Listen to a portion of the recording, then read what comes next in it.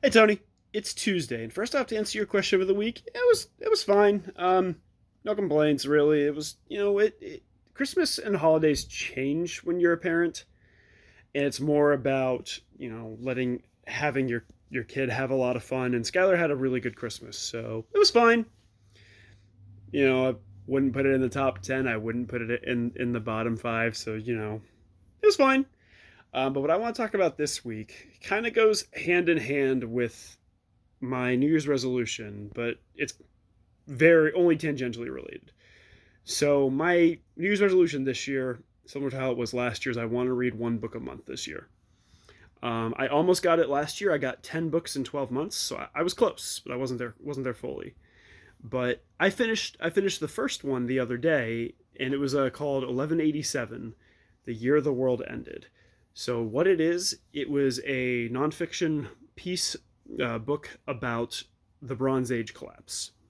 So, for some context, the late Bronze Age collapse was a series of really big events that took place in the Mediterranean world in circa 1187 BC, in which the systems, the economic systems, the society, everything just kind of collapsed on itself, and that's when the Bronze Age pretty much ended, and it started into the Iron Age.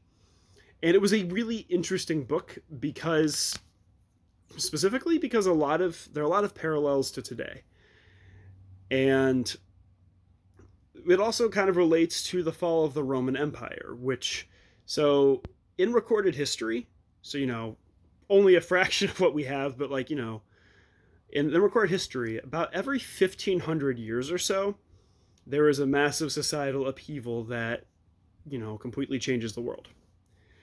And that's on the very broadest strokes. In 1187 BC, it was the Bronze Age collapse. In 476 AD, it was the fall of the Roman Empire.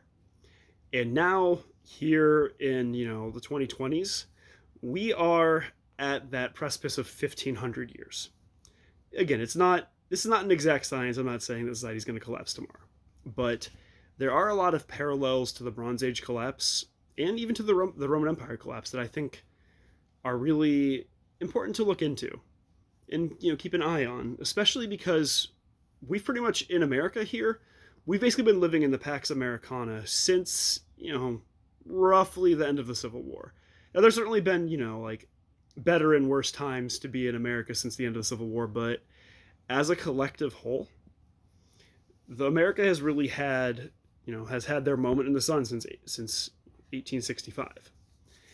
And a lot of historians call it the Pax Americana as a homage to the Pax Romana, which was the time between Augustus and Marcus Aurelius, in which Rome hit its height of its power, height of its influence, and height of its stability. Now, there were certainly years during that time in which it was incredibly unstable, predominantly the year of the four emperors between the Julian Claudian dynasty and the Flavian dynasty. But as a whole, that was a fairly steady, 150 years, and we're at this point basically in that same amount of time. We're I guess technically the Pax Romana was about 200 years, and here in America, the Civil War ended 160 years ago, and since that point, America expanded outward and increased in influence and power. And it kind of leads me to kind of looking at the Bronze Age collapse and the fall of the Roman Republic and kind of look at what societal collapse is. Like, societal collapse or systems collapse is basically, so there are a lot of systems that are in play. So, economic systems, political systems, diplomatic systems, etc., etc. And those kind of form the core of what we call society. And when those systems collapse, then you no longer have that large expanded world. And particularly like the Bronze Age collapse, that was an incredibly interconnected world. The Mediterranean and Near East it obviously was not to the level and complexity that we have today, But for the Bronze Age, it was as interconnected as we are, insofar as, like, you would have merchants from, say, the Aegean, the islands of Greece, who would make their way to Anatolia, modern day Turkey, or to Egypt. And those economic systems and diplomatic systems were used to make, all in all, a pretty good time for the world. Obviously, there were wars. Obviously, there was issues with that. But as a whole, those systems allowed for a middle class, allowed for workers, allowed for strong economies.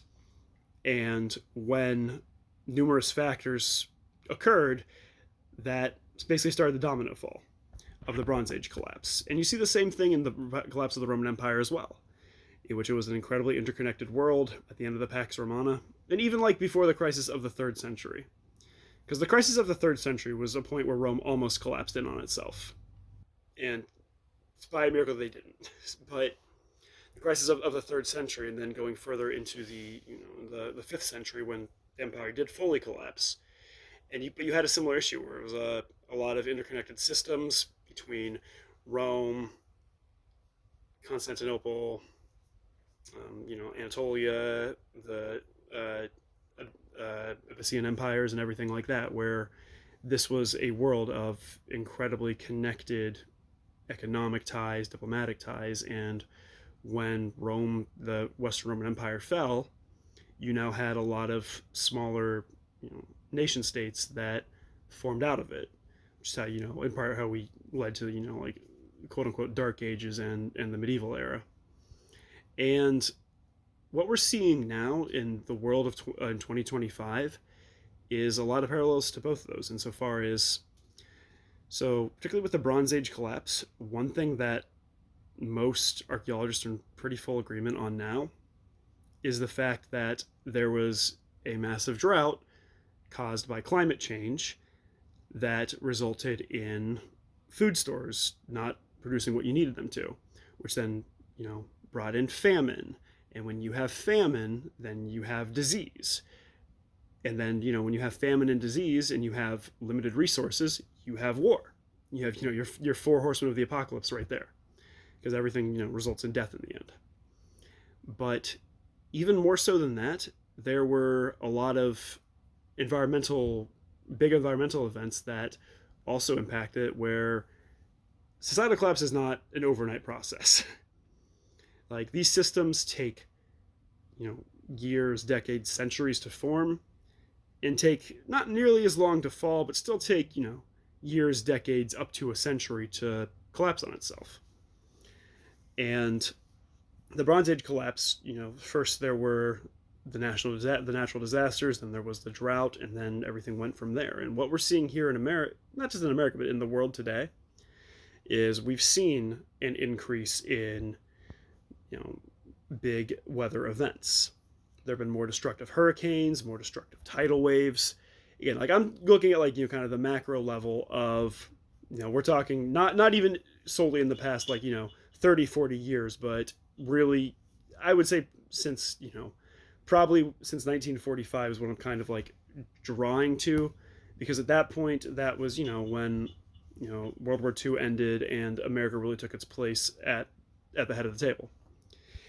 And we're, still kind of living in that post-World War II world now. It's certainly not to the point it was. It's certainly been a lot of changes, but at least in theory, that was kind of like one of the heights of American influence and where we're at today.